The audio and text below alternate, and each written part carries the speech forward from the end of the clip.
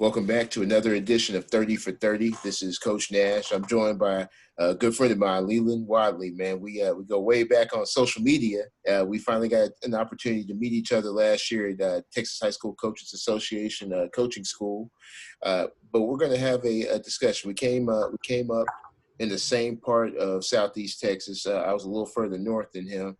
But we kind of want to discuss what's going on in the state of our nation and how us as coaches can help our kids understand and have those tough conversations. So Coach Wadley, welcome, man. How are you? I'm doing great. Thanks for having me. Yeah, my pleasure, man. My pleasure. Well, I guess start by just letting our listeners know where you're from originally and where you're headed this fall. All right. So originally from Southeast Texas. Was born in Galveston, but we lived in Jasper. So that's what I call my hometown. It's my dad's side of the family is from Jasper, Jamestown, Burkeville, out there in deep East Texas, Newton County. Got a lot of family in Newton too. So that's what I call home. Those part of the Piney Woods. But if you go a little bit north, that's where my mom's side of the family is. It's St. Augustine, Center, up in that area. Shelbyville. And so going back home to Garrison, it basically is like going home because we got a lot of family out there in Lufkin, Nacogdoches area also. So, yeah, that's where I'm from. And like I said, I'm excited about getting back out that way in the Piney Woods. Absolutely, man. It's some great football that's played out there. Some legends have come up from the Piney Woods, man. I can remember battling Garrison in high school back in the late '90s, mid '90s, and I think it's going to be a great move for you, Coach. Congratulations. Yes, sir. Thank you. Absolutely, man. I've been around a lot of. I didn't graduate from high school out there. I went to high school for a year in Beaumont, and then I graduated from Crowley. So I've been around most of the state. So yeah. But like I said, that's what I call home out there in the woods. I got you. Yeah, there's nothing like the Piney Woods. East Texas. That's it. Well, Coach, man, as we were talking off air a minute ago, it seems like we went to spring break and we just never went back, and so we're trying to find some normalcy. But in the meantime, it seems like the world's kind of lost its way. There's been some police violence. There's been some racist acts that have happened, and it's made for some tough conversations at home. I know you as a husband and as a father of 6 boys, man. Those are some tough conversations we've had to have. I'm a father of 2 boys myself, and it's been interesting. So tell me this, man. Just the state of the nation. What do you think we can do to fix this problem that's been around since, as far as we can remember? Well, my answer, I'm gonna just cut straight to the core. I'm a man of faith, and before I was coaching, well, actually I coached for a year, but I had about from 2012 to 2018. So that's a 6-year gap of doing ministry. And I believe that, and some of it was with Fellowship of Christian Athletes, and some of it was church ministry as a youth pastor. But I believe God has called me to use coaching as a ministry, and man, just to get down to the root of it, we got a sin problem in the world. And so the racism and all the things that we see, all the things that people are arguing about in Congress and then in Washington, D.C. and Austin, Texas, or whatever state you may be in. But I think it all comes down to we just got a sin problem. And the only answer that I see, man, we can go back and forth, but the only answer I see is unless there's a miracle done in the hearts of men and women, I don't see the problem ever ending. We may not see it in our lifetime, Not that I don't think we should fight for it. Again, that's why I feel like God has called me to do, to use this platform to make a difference. And what I mean by platform, talking about coaching, we're able to impact the next generation. So that's in this generation. I heard Dr. Evans refer to it as the fatherless generation. And so there's no better person than a coach to walk with a young person from junior high or freshman year all the way for 4 years, 6 years, depending on the situation, and just really sow seeds and impact the way young people think, and just that's what I see as a way to make a difference and change some of what we see. Absolutely, man. I think a lot of our kids have lost leadership, and it's almost like a lost generation, man. And you don't have a strong male figure, and I think the thing that's hurt me the most with what's going on is that a lot of the coaches that interact with the kids that they expect to perform for them on Friday night, they have a lot of the sin in their heart as well. And that's been a painful thing for me to see, whether they realize it or, and they're deliberate with it, or if they don't realize and they're just ignorant to it. Yeah. It'll put a kid in a tough situation if they're dependent on you to be who they needed, they need as a young person, and you have those ill feelings in your heart, man. So I know one thing that we can do with the platform we have is definitely having those tough conversations. Yeah. With that being said, being that we have that platform to lead these kids, what are some of the things that you'll say to the kids that you have coached that have reached out to you, and then even some of the kids that you'll coach here in the future? Yeah. So, for me, it starts at home. I am the father of 6 sons, as you referenced earlier, but I'm also raising 2 nephews.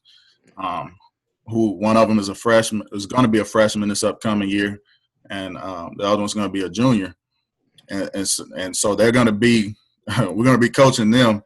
So I got 2 of my players at home, but I also got sons that's coming up into the junior high age, and so for me it starts at home, and I don't just say it, like I really treat my players as if they are my sons. And so what I say at home is the same thing I say as a coach in the field house. And that's basically, number one, addressing as young black men, hey, look, this is what we facing. This is the world we live in, and just telling them the truth. They see the videos, they're on social media, they see the news, but I tell them the way, hey, look, this is how we do it. Yeah, there may be kids out there, some kids looting and rioting, but that's because they don't have anybody to tell them, hey, look, man, no, that's not how we roll. And so that's one message I hope to convey to my players, which is the same ones that I convey at home. Is look, we don't get involved in the foolishness, but at the same time, we need to go out there and be leaders. And leadership is not easy. Like, you got to do the hard things. You got to be able to control yourself, not let somebody else control you. It's difficult because some of the conversations that I have been having at home, which I know the same issue is going to come up, having the conversation with my players, is, hey, look, and this is what they say, hey, look, if we can do everything that the officers tell us to do, or whatever the authority is, but they still killing us. And so, again, that's a tough conversation. And again, for me, I don't have the answers. I just saw the video last night of the elderly gentleman, and how the officers did him. He didn't appear to be a threat, but they still abused him and was harmful toward him. And so again, man, is all we can control is what we can control. So there's a lot less likely something is going to happen if you are respectful than if you are being disrespectful. Or, no, I don't have to listen to you. What you stopping me for, or whatever. Just be respectful and say yes sir, no sir. Which I teach that anyways, whether it was police officers or not. Like you say yes sir, no sir to your teachers, principals, administrators, your parents. That's just how I operate. That's how I was raised. That's how I operated when I was in the military. And so that's what I teach. But man, we can take that a little bit further. Me personally, in the military, I learned core values, and I wasn't taught that as a kid. I don't remember core values being something that was taught in my home, but that's just something I adopted for my own household, and like it's a personal thing for me. And my core values are honor, courage, and commitment, which I adopted from the Navy. I was like, man, you know what? I could take this. Yeah, they applied it to the job as a sailor in the Navy, but I took it and I applied it to everything in my life. Yeah. Like the way I raised my family, the way I coach, the way I am in the classroom, like everything, even in the church, everything is about honor, courage, and commitment. And for example, like I ask myself questions. I ask my kids this when they make decisions. Hey, does that honor God? Or are you, which honor is basically respect. Are you being respectful to your mom? Are you being respectful to the teachers, the coaches? Are you respecting your brother? And so how we take this and we apply this in the field house is, hey, look, not only do you honor your authority figures, whether it's a parent, whether it's a police officer, whether it's your coach, whoever it is, but you honor your brother and your sister no matter what color they are. And even if you don't see them as a brother and a sister, you still honor them because they're another person or another human being. And then the courage, being courageous enough to do the right thing, whether other people are doing it or not. So what you see somebody being, let's say I'm not going to name any names, but there's some towns that we know. And I know some towns are working on it. Some towns are not what the media, me being from Jasper, the media makes Jasper look like a horrible place to be, a horrible place to go. Yeah, there's some terrible things that have happened there, and there's no excuse for that. But everybody in Jasper, the majority of people, we get along. I went back to Jasper a few years ago, and while I was living there, I was on the volunteer fire department. And man, those white guys and black guys, we were like brothers. Like we were willing to run into burning buildings with each other, next to each other. And it was the same thing in the military. Like it doesn't matter what color you were. Like the right is right. So being courageous enough to do the right thing, and that's part of teaching these kids leadership and including character development in the program. But then commitment is the last thing, like being faithful and committed to God, being faithful and committed to when these young men grow up, you need to be faithful and committed to your wife. Be faithful and committed to your children. Be faithful and committed to your community that you live in. Be faithful and committed to your church. Be faithful and committed to whatever God has called you to do. If that's being a doctor, if that's being a dentist, if that's being a football coach or a basketball coach or whatever you do, be faithful and committed to it. For me, it was the military, and then I was faithful and committed to being the best youth pastor I could be, being faithful and committed to being a coach now. So for me, and that kind of goes back to my why. Like, it's just like the reason why I do what I do is, and that's what it's about for me. Yeah, I want to learn all the X's and the O's that I can, but at the end of the day, like I'm more concerned about winning these kids' hearts and winning these kids um, to something positive more than I am about winning games. Not saying I don't want to win games. Like, I'm in the wrong business if I didn't like winning. But there's a bigger picture that I'm more concerned about. Yeah, and I mean, just to piggyback off what you just said, man, it's hard to have kids who aren't committed, don't have courage, and have no honor, and have winners. So Yeah. when you build from the core values up, that's how Yep. you produce winning. You know, it happens in that order. You can't put the winning before the culture. You have Yes, sir. culture based on the core, and that's how you find the wins. I mean, you hit the nail on the head right there. And so Yes, sir. I think the what can be reiterated from what you just said is that you will win because of what you instill in the kids and the heart that you teach it with, and the way that you pour into them. You give them everything because you're fully committed, and Yes, sir. that is what changes the world, man. So I commend that, and I appreciate you sharing that, man. What gets me is that I had the core values talk starting with my daughter. I got a 16-year-old daughter, and a blessing. You know, more blessed than I could be. I don't want to say she's my favorite child. You're not supposed to have a favorite. Yeah. My only girl, so she's special. She's Yeah.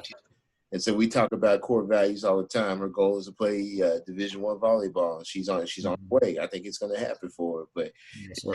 you got to have some values to make that happen. It doesn't just happen overnight. So, man, I can't reiterate enough. That's so important to teach, man. Yes, sir. You also hit on the town of Jasper. I remember when I was in middle school, probably about to be in high school, if this was '94 or so, and I remember seeing the news. And that was my first real look at the evil side of the heart of men, because I had never, maybe I was shielded from it. I'm sure it happened because I'm sure things like that happen all the time, really. But that was the first time I'd ever seen because of a man's race, he was killed and brutally killed, and it happened. And it happened in a town that wasn't far from where we lived, and it was scary for me. I remember that. I know you were in that town. What can you tell me about back then when that happened? Well, actually, I wasn't there when it happened. We left Jasper. Was my household. We left Jasper just a few months before that happened. So, and it was still surreal because we hadn't been gone that long. But my grandparents, I had an uncle and aunt that moved up to Indianapolis, Indiana, for a job. And so they were up there. Then my grandparents moved up there near them. So that summer, I was staying with my grandparents. And I think we had some deaths in the family. So I happened to be at my grandparents' house at that time. And I just remember waking up that morning. I was sleeping on the living room floor. I remember waking up that morning and everybody was in the living room. And they had CNN on, and Jamesburg picture was on the news. And it's, to me, it still seems like yesterday. Like, it doesn't seem like 20 years ago. Yeah. Or 22 years to be exact, I believe. But I remember waking up that morning and his picture was on the news, and just seeing how my family was responding to it. Like, it just, because he lived in the same neighborhood with us. It wasn't like it was some guy that was across town that we didn't know. Like, he lived right up the street from us. And so in the area where it happened at, I was out there every other weekend. Coach Crumity, I saw he posted on Twitter a couple last week about that. And he said he remember waking up that morning. Well, I used to be at his house like every other day as kids.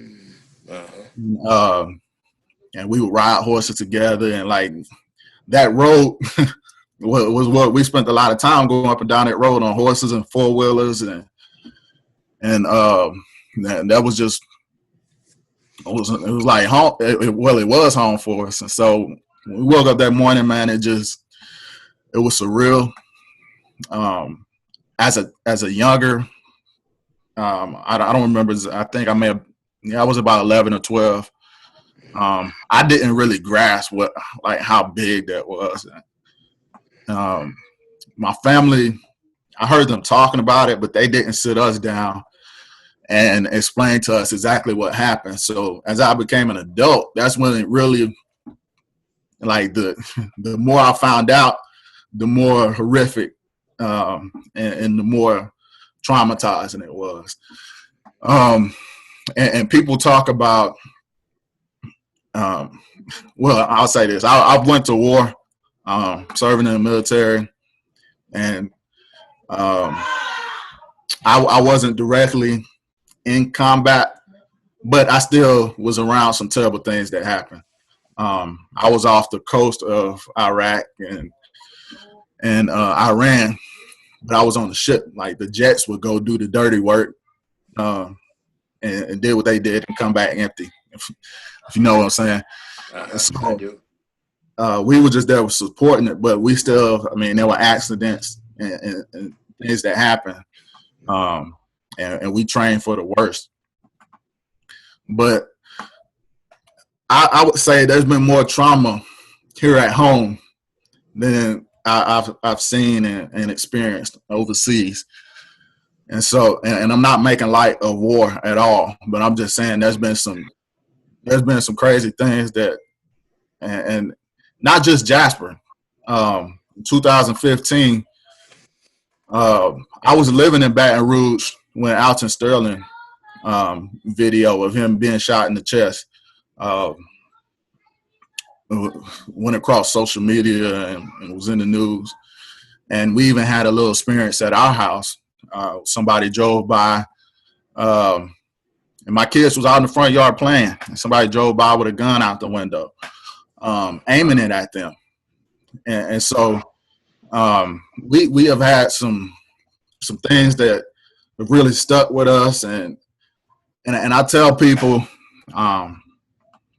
I don't make light of, I just really don't know what to do. I'll put it that way. I don't make light of things that have happened to the hundreds of African-American males and women. I know things happen to other races too, but it's not the same thing. A lot of times justice is served when it's someone else. But just to try to put it in words, man, I just don't know. I mean, just from the things I experienced in the Navy and in the military compared to the things that I've experienced here at home, it's just been more traumatizing. Like, I still, if an officer is anywhere around me, like if I see, if I could be driving down the road, if I see a police car, my stomach drops, like as if I'm on a ride at Six Flags or something. And isn't, the more that I think about it, like that's PTSD right there. I have people in my family that are incarcerated and have had experiences with police officers. And I've had experience with police officers. I've been forced to move out of my apartment complex while I was in the military. I came home in uniform to police officers, basically saying that there was a robbery, that I fit the description, and the neighbors thought it was me. But I was at work the entire day. But I was forced to move out of that apartment complex because I was suspect. And I mean, I've had all kind of experiences. I mean, James Byrd, not too long ago, Alpha Wright happened. I know what the news put out there, but that wasn't, I mean, I don't want, that's a sensitive subject to me. I'll put it that way. Mm-hmm. Um, and then my own experiences that I've had, whether it was while I was still serving or even afterwards, being accused of things that I didn't do, just because of the way I look. I used to have a bald head, so just being a big, and I'm 6'1", 250 pounds. But just because of my build and the way that I look, I was perceived as a suspect just because of the way I look. So, and then the other thing, I got into an exchange a few years. That was actually in 2015, out in Sterling, Philando Castile. Yeah. I was on my way to church, and we saw helicopters, CNN, and everybody out on one of the roads. And we found out later that was when the police officers had been killed in Baton Rouge after the Alton Sterling situation. And then the same thing happened in Dallas. I happened to be in Dallas at that time. I came to Dallas for a conference.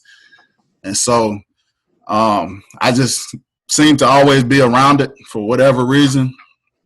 And again, I've had my own experiences. And I don't have words for it. Other than that, man, that's the world we live in, and I control what I can control, and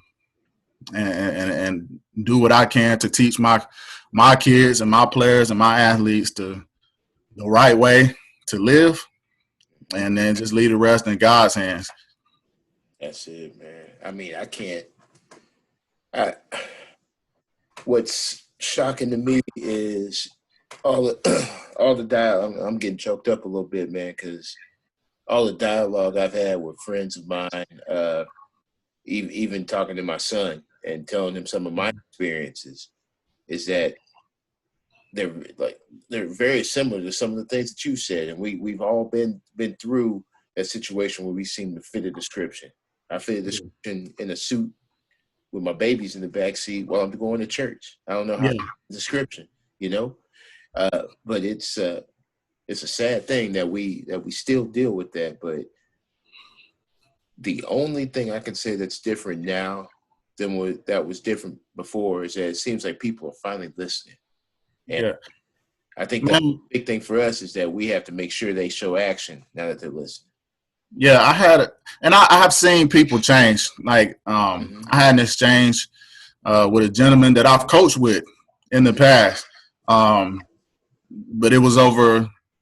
I posted this I can't remember exactly what I said on it, but it was back in 2015, and it was when Colin took a knee, and people were saying that it was disrespectful to the military and it was disrespectful to the flag and all of that stuff. So I posted a picture of Colin Kaepernick taking a knee next to myself in a military uniform on an aircraft, and saying that, hey, I'm a veteran and I don't see it as being disrespectful. It doesn't disrespect me, and I understand what he's doing it for, because I went overseas. And I served at 2 different commands during my time in. And if I wouldn't have had a family, to be honest, I probably would still be serving. But the only reason I came home and left the military is because I wanted to be. I was more concerned about being a dad than serving overseas. And that's priority to me. Like, family is first.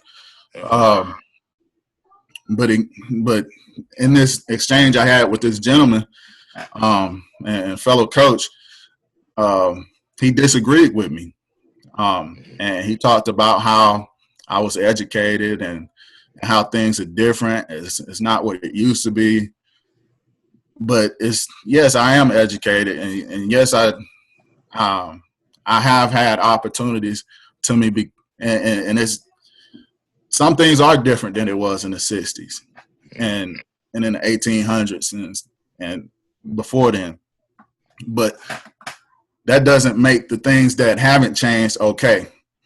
And so there's still some things that need work.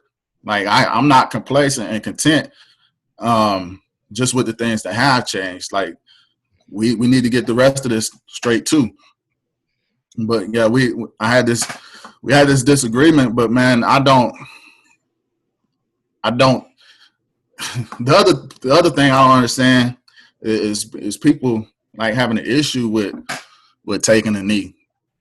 When taking a knee is acceptable at any other time. That people post veterans taking a knee at they have the stickers on the back of their cars, the silhouette of a man in uniform taking a knee. And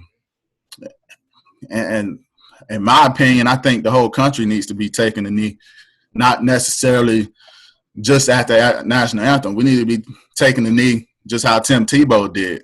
Yes. Taking the knee to go to the one who has the power. Mm-hmm. We're all looking. I'm not gonna say we're all, but a lot of people are looking to, because I'm not, but a lot of people are looking to Washington D.C. and looking for leadership there. Yeah. But we need to be taking the knee, looking for leadership from the one who's been the leader since day one. And I couldn't have said it any better myself. I think where we're at as a nation is disheartening with the man in leadership, but the man above is the ultimate leader of what's going to happen here. And yes, sir. Man, I can't thank you enough for being candid and sharing exactly what's on your heart right now, because I feel it the same way. I guess in closing, if you had to say one sentence, and I think I already know what this is, but one sentence, a mission statement that describes you and the type of leader you are, I think you just kind of alluded to it. What would that be? The type of man I am. Type of leader, type of man. Yeah. I am a honorable, courageous, and faithful or committed man who is committed to building honorable and courageous and faithful men in the next generation. And man, to be honest, like somebody told me to write my own eulogy. When I go to the grave, if there's nothing on my gravestone but the word honorable, courageous, and committed, or the word faithful, that says that would say enough for me. But when I'm I hope to be able to experience this. But when I'm laying on my deathbed, I want to be surrounded by not only my sons and my nephews, but players that I've coached, and see them be faithful, honorable, and committed men in their homes and their families and their communities. Amen. Yes, sir. This has been 30 for 30, and I think you will open some eyes. You've opened my eyes, and you've renewed my faith a bit here by speaking. There's still good men out there that want to create good men. So thank you for that, Coach. Yes, sir. Thank you, man. I got nothing but respect and honor for you, brother, and all that you're doing, not only for the young man that you serve, but also for the coaches that you impact and all the different things that you do with social media and your podcast. And man, I'm looking forward to seeing you soon at a coaching school or wherever we happen to cross again. Yes, sir. I'm looking forward to it. Just want to shake the hand of the man. So, yeah. Well, take care, Coach Watley, and I appreciate it again. Yes, sir. Thank you, brother. Yes, sir.